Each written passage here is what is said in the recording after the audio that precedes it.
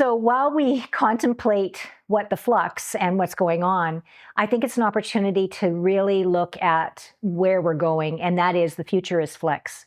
What do I mean by that? Well, you probably have already, maybe subconsciously, maybe consciously aware of this, but what is happening on an individual level as well as a collective level is a morphing of identities.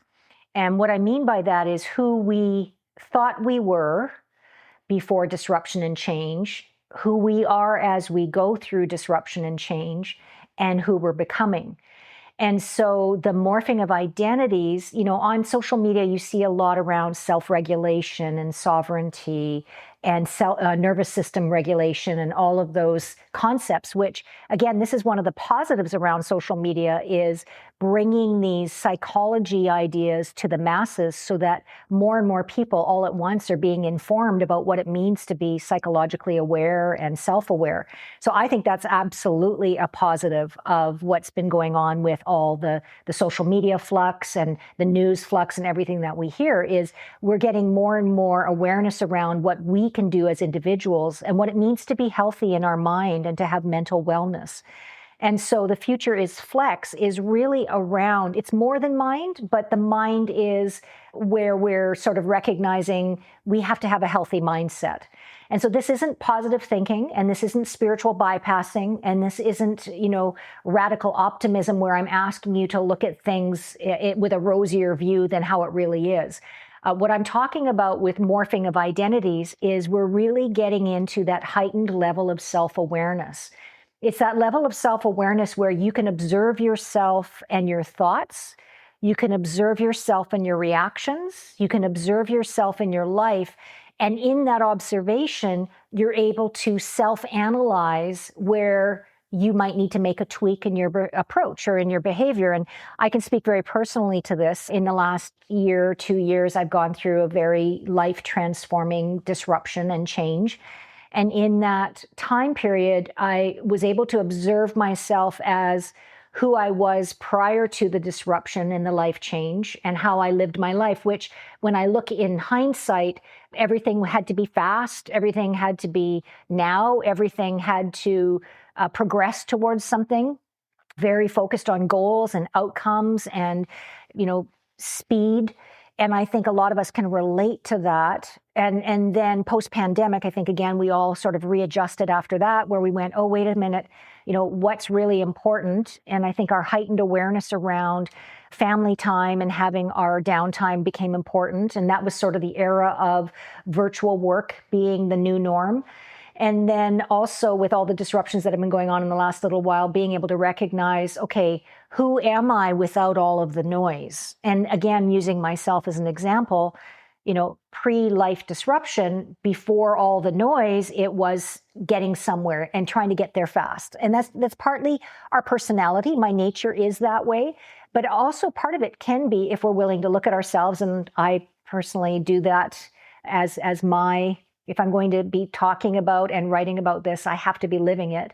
And so having to question myself around what is that about? Because honestly, some of it can be a trauma response from a place of we feel there's not enough time based on, incidents that may have happened to us in our life, or have us think there isn't enough time. Or, I did have a mantra run for me for a long time that life is too short, because my father had passed away when I was young.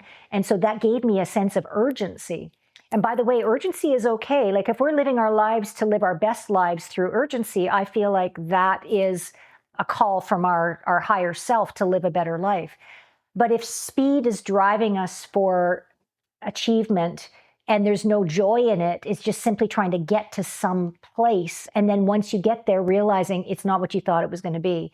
And that's definitely my story. You get to a level of achievement or success and you go, oh, wait a minute, is this what I thought it would feel like? And I think at being human and morphing of identities is the opportunity of this AI era, is that how do I want to feel?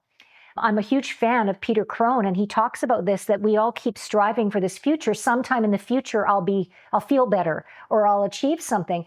But really what we're saying to ourselves is, I want to feel peaceful now. I want to feel satisfied now. And so this morphing of identities and everything that's happening in flux is causing us to have to really look truthfully at ourselves and also look at ourselves as cause and effect. So for example, and you can call it the mirror effect as well.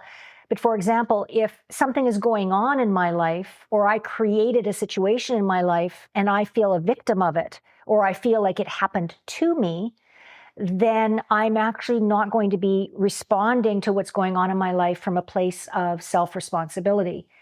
And again, using myself as an example, going through what I went through in the last year and a half, 2 years, I had to really examine my role in the unfolding of how I was showing up. And so I was put into the role of caregiver. And was I showing up in a way that was present and loving? Or was I trying to bulldoze my way through because it was something else that I had to add to my list of things that I'm doing? And now I look at my identity, and my identity is now in a place where, and by the way, we're never discarding previous versions of ourselves. We're always integrating. And like Ken Wilber says, we're transcending and including previous levels of being. And so I see flex, the future is flex, as everything I'm talking about, which is we are expanding our identities to be more encompassing of who we really are. And from a leadership standpoint, that means rather than see ourselves just as a leader who tells people what to do, or who's in charge, or who has hierarchy, or who has the higher title, those are all valid things, but they're not the all-encompassing reality of leadership. Leadership is around inspiring. Leadership is around self-autonomy. Leadership is around walking our talk. Leadership is around collaborating ideas, not wanting to be the one that's celebrated for the idea. So we're really in this era of flexibility of mindset, but also flexibility of how we view ourselves, and also flexibility around how we interact with people. And so knowing that we need to behave differently with somebody who's more of a high driving personality than somebody who's more of an empathetic feeling personality. And so while we've known of these concepts for the last few decades, the time is now. This is now where we are in this era where everything we've learned has to be put into practice. So when we talk about the future is flex, it's about mindset, it's about behaviors, it's about being able to observe ourselves, being able to take responsibility for ourselves, and then also doing what I call mutual accountability, which is once we've taken accountability for our role and our part, it doesn't mean we take responsibility for everyone else's behavior. It means we're fully sovereign in ourselves, therefore others can show up being autonomous in their self. And then as a leader with mutual accountability, we can request mutual accountability because we're modeling self-autonomy. There's a lot here. And in my keynote, The Future is Flex, I go into this more deeply around what it looks like in leadership and what it looks like in our daily living. In this podcast episode, I wanted to seed the concept that for those of us moving forward into this new future that we don't know where we're going and we don't know where it's going to end or how it's going to land, the opportunity is for us to choose to be flexible in our approach, flexible in our mind, flexible in our experiences, flexible in ideologies. It's being requested and required of all of us. So definitely the future is flex.